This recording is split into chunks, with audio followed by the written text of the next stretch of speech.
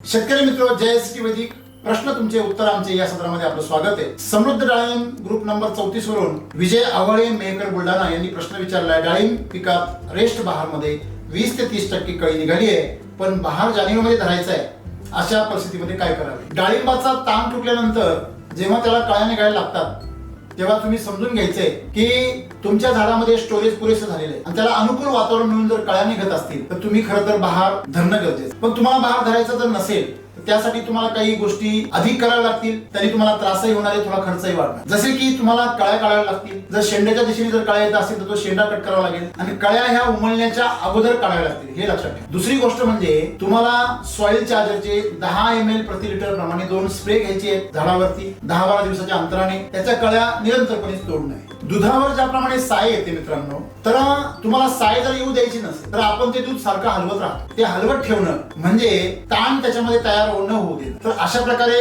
आपल्याला एक लक्षात ठेवायचंय की तुमच्या डाळिंबामध्ये कळी निर्माण होण्याची प्रक्रिया अशीच आहे। ज्यावेळेस त्याच्यामध्ये स्टोरेज परिपूर्ण होतं आणि ते स्टोरेज ज्यावेळेस गर्भधारणेमध्ये कन्वर्ट होतं त्यावेळेस कळी निघण्याची प्रक्रिया सुरू होते। त्यामुळे तुम्हाला ती येत असलेली कळी आता नियमितपणे तोडणे हा एकच पर्याय तुमच्या समोर आहे। तुम्हाला बहार धरायचा आहे त्यावेळेस तुम्हाला स्ट्रॉंग बेसल डोस टाकावा लागेल। का?